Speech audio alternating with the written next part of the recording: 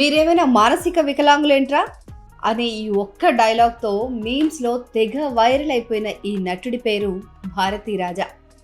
ఆయన కేవలం ఒక గొప్ప యాక్టర్ మాత్రమే కాదు, దక్షిణాది చిత్ర పరిశ్రమలో ఒక విప్లవం తీసుకొచ్చిన ప్రముఖ దర్శకుడు ఆయన. 85 ఏళ్ల వయసులో కన్నుమూశారాయన. ఆయన మరణం ఇప్పుడు సినీ ఇండస్ట్రీకి తీరని లోటు. ఎందుకో తెలుసా?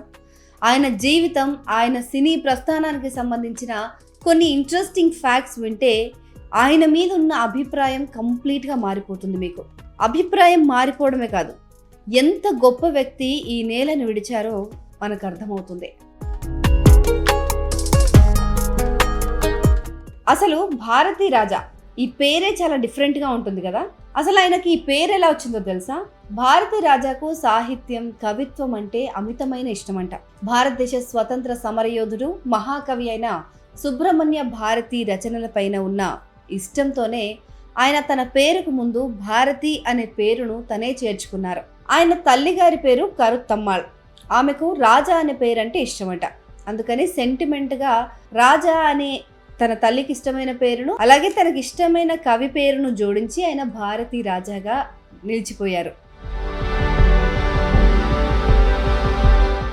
భారతీ రాజా గారి గురించి మనం ఎంత చెప్పుకున్నా తక్కువే అని చెప్పొచ్చు. ఎందుకంటే ఆ కాలంలో సినిమాలంటే 4 గోడల మధ్య ఏదో స్టేజ్ పర్ఫామ్ చేసినట్టు స్టూడియో సెట్లలోనే జరిగేవి. కానీ సినిమాని స్టూడియోల నుంచి బయటకు తీసుకొచ్చి అవుట్డోర్లలో పచ్చని పల్లెటూరి వాతావరణాన్ని, గ్రామీణ సంస్కృతిని వెండితెరకు పరిచయం చేసిన విప్లవాత్మక దర్శకుడు భారతీ రాజా. ఇక 1977లో కమల్ హాసన్, రజనీకాంత్, శ్రీదేవిల కలయికలో వచ్చిన 16 ఏళ్ల వయసు అనే చిత్రంతో ఆయన దర్శకుడుగా పరిచయం అయ్యారు. ఈ సినిమా తమిళ చిత్ర పరిశ్రమ గమనాన్ని మార్చేసిందంటే అతిశయోక్తి కాదు. ఈ సినిమాలో 16 ఏళ్ల మైలు పాత్రలో నటించిన సమయానికి శ్రీదేవి వయసు కేవలం 14 ఏళ్లేనట.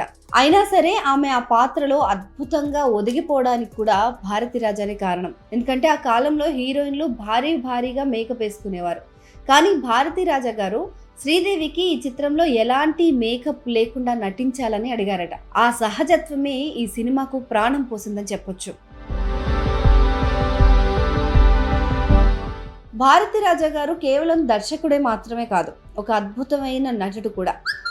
సాధారణంగా నటులు ఏడవడానికి గ్లిజరిన్ వాడుతుంటారు కదా, కానీ ఆయన తన పాత్రలోని ఎమోషన్ సీన్స్ని, బ్రేక్ డౌన్ సీన్స్ కోసం ఎలాంటి గ్లిజరిన్ వాడకుండా సహజంగానే కన్నీళ్లు పెట్టుకుని నటించేవారు. ఆయన ఆఖరి సినిమా వరకు ఆయన ఇదే ఫాలో అవుతూ వచ్చారు.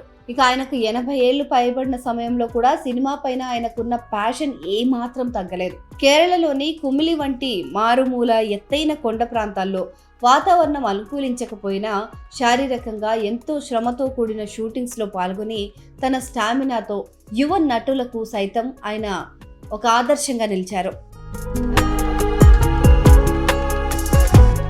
ఆయన కేవలం నటుడిగా సెట్స్కి వెళ్ళినా కూడా అక్కడ క్రియేటివ్ చర్చల్లో ఆయన యాక్టివ్గా పాల్గొనేవారు. దర్శకుడు నందా పెరియస్వామి వంటి ఆధునిక కాలపు దర్శకులు కూడా భారతీ రాజా గారి దశాబ్దాల విలేజ్ స్టోరీ టెల్లింగ్ అనుభవాన్ని ఉపయోగించుకుంటూ స్క్రీన్ డైరెక్షన్, ఎమోషనల్ సీన్స్ కోసం ఆయన దగ్గర సలహాలు తీసుకునేవారట. ఇక లోయర్ మిడిల్ క్లాస్ పాత్రల సహజత్వాన్ని చూపించడం కోసం కేరళ, తమిళనాడు సరిహద్దుల్లో రియల్ లొకేషన్స్లలో, వెస్టర్న్ ఘాట్స్ కఠినమైన కొండ ప్రాంతాల్లో స్టూడియో సెట్స్ లేకుండానే రియల్ షూటింగ్స్ చేసిన మొట్టమొదటి దర్శకుడు కూడా ఆయనే. ఇక 2022లో ధనుష్ హీరోగా నటించిన తిరు చిత్రంలో భారతీ రాజా హీరోకి తాత రోల్ ప్లే చేశారు. ఆ వయసులో ఆయన చేసిన మోడర్న్, కూల్ తాత క్యారెక్టర్ ప్రేక్షకులను విపరీతంగా ఆకట్టుకుని సినిమా బ్లాక్ బస్టర్ అవ్వడంలో కీలక పాత్ర పోషించింది ఆ క్యారెక్టర్. ఇక ఇదొకటే కాదు, ఇక ఆ కాలంలో సినిమాల్లో ఇంటర్ క్యాస్ట్ లవ్ కి సంబంధించిన కథలు తీయడంలో ఆద్యుడు ఆయనే అని చెప్పాలి. నేటికి దేశవ్యాప్తంగా ఈ ఇంటర్ క్యాస్ట్ లవ్ ఫార్ములాతో ఎవరైనా సినిమా తీస్తే భారతీ రాజా గారిని గుర్తు చేసుకోకుండా ఉండరు. దాదాపు 4 దశాబ్దాల కెరీర్లో 40కి పైగా సినిమాలను తెరకెక్కించిన ఆయన కేవలం దర్శకుడిగానే కాకుండా నిర్మాతగా, స్క్రీన్ రైటర్గా, నటుడిగా కూడా రాణించారు. అందుకే చిత్ర పరిశ్రమ ఆయనను ఎంతో గౌరవంగా ఇయక్కునార్ ఇమయం అంటే దర్శక శిఖరం అని పిలుచుకుంటుంది. సో విన్నారు కదా భారతీ రాజా గారి గురించి కొన్ని ఇంట్రెస్టింగ్ ఫ్యాక్ట్స్. భారతీ రాజా గారి గురించి మీకు తెలిసిన విషయాలేంటి, ఆయన పైన మీ అభిప్రాయం ఏంటి, కమెంట్లో ఖచ్చితంగా పంచుకోండి.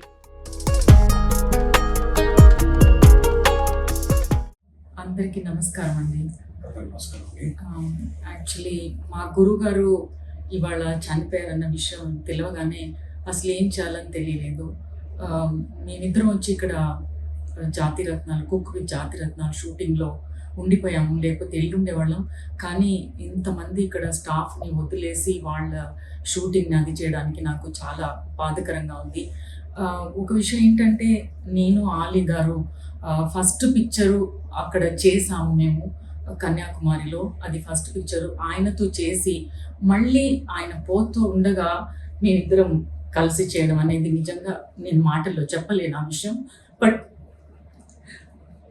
ఏం చెప్పాలని తెలియటం లేదు నాకు. నిజం చెప్పాలంటే ఇవాళ నేను ఆర్టిస్ట్గా ఉండడం వల్ల ముచ్చర్ల అరుణ అని తెలియడానికి మా గురుగారు భారతరాజ గారు చాలా ఇంపార్టెంట్ అయిన రోల్ అన్నమాట. అది ఏం చెప్పాలి, ఏం చేయాలని తెలియదు. మనుషులు ఉన్నంతసేపు మనకి ఎక్కువగా తెలియదు, బట్ వాళ్ళు వెళ్ళిపోయిన తర్వాత మనకి చాలా బాధాకరంగా ఉంటుంది. బట్ ఏం చేయలేమండి, ఇవాళ ఉంటాము రేపొద్దుగా పోతాం. కానీ ఇవాళ నిల్చొని నేనుండి ఇవాళ నన్ను గుర్తించడానికి కారణం మా గురుగారు భారతరాజ గారు ప్లస్ ఆలీ గారితో చేయడం నా అదృష్టంగా భావిస్తున్నాను. బట్ ఆ ఫ్యామిలీకి అందరికీ మా గురుగారికి చాలా కండోలెన్స్ నేను తెలియపరుస్తున్నాను. ఆయన మనసు శాంతిగా ఉండాలి, అది నేను కోరుకుంటున్నాను. బట్ నేను ఎల్లుంటే బాగుండేది, బట్ ఈ పరిస్థితుల్లో నేను ఇక్కడ నుంచి మేమిద్దరం కూడా వెళ్ళలేకపోతున్నాను. మా గురుగారు భారతీరాజ గారు ఫస్ట్ ఫిలిం తమిళ్లో కళ్ళు కులీరమని అన్నదాన్ని పరిచయం చేసి, మళ్ళీ అదే అన్న సీతాకోక చిలుకలో ఉంటే బాగుంటుంది అని చెప్పి సీతాకోక చిలుకలో తను హీరోయిన్గా నన్ను చైల్డ్ ఆర్టిస్ట్గా ఇంట్రొడ్యూస్ చేసి, ఈరోజు భారతదేశంలో ప్రతి తెలుగు వాళ్ళకి మీ ఇద్దరం తెలుసు అంటే అది భారతీరాజ గారు పుణ్యం వల్లే. And director always great. Director లేకపోతే నటుడు అనేవాడు పుట్టాడు. సో సీతాకోక చిలుక సినిమా నుంచి ఇద్దరు స్టార్స్ పుట్టారు, ఒకటి ముత్యాలరత్న గారు, ఒకటి నేను. అలాగే ఇక ఆ సినిమాలో చాలామంది ఆర్టిస్టులు కూడా ఉన్నారు. ద గ్రేట్ డైరెక్టర్ అండి. ఎందుకంటే శివాజీ గణేశన్ గారిని డైరెక్ట్ చేసిన గొప్ప దర్శకుడు వారు భారతీరాజ గారు. ఈ రోజున మన మధ్యలో లేరు అనే వార్త వినగానే నిజంగా మనసుకి ఎంతో బాధ కలిగించింది. అండ్ నన్ను ఇంట్రొడ్యూస్ చేసిన భారతీరాజ గారు, సీతాకోక చిలుక తర్వాత ఆలీ అనే వ్యక్తి భారతదేశానికి పరిచయం అయ్యాడు. అండ్ వారి పుణ్యం వల్లే ఈ రోజున ఎన్నో వందల సినిమాలు యాక్ట్ చేసి అవకాశం ఈరోజు ఒక యాక్టర్గా నేను నిలబడ్డాను అంటే అది భారతీరాజ గారు దయవల్లే. సీతాకోక చిలుక 46 సంవత్సరాల అవుతుంది రిలీజ్ అయ్యి. వారికి ఆల్మోస్ట్ ఇప్పుడే అంటున్నారు అరుణ గారు, వారికి 85 వయసు వచ్చేసరికి బర్త్డే చేసుకుని ఉంటే నేను రాధిక గారు ఇలాగ వారి ఇంటికి వెళ్ళాము, కలిసాము, మాట్లాడాము అన్నారు. బట్ ఈ రోజున ఇక్కడ షూటింగ్లో ఉండగానే మాకు ఈ వార్త తెలియగానే నిజంగా చాలా బాధ కలిగింది. ఈరోజు కానీ షూటింగ్ లేకుండా ఉంటే బాగుండేది. చెన్నై వెళ్ళి కనీసం ఆఖరి చూపులు మేము పంచుకునేవాళ్ళం.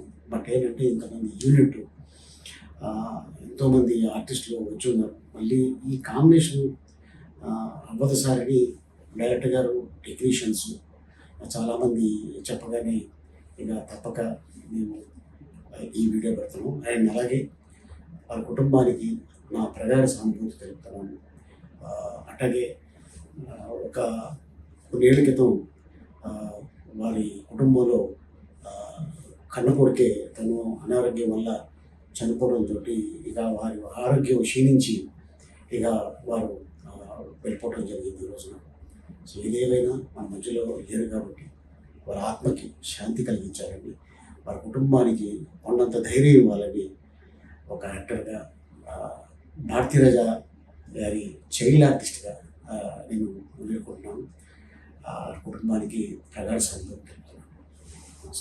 అదేనండి, సేమ్ నేను అదే ప్రార్థిస్తున్నాను వాళ్ళ కుటుంబానికి, అందరికీ కండోలెన్స్ తెలుపుకుంటూ మీ అందరూ ఆశీర్వాదాలు ఉండాలని మా గురువు గారు వాళ్ళ మీ ఇద్దరం తెలవడానికి, మీ ఇద్దరు ఇక్కడ స్టాండ్ అవ్వడానికి మెయిన్గా భారతరాజు గారే.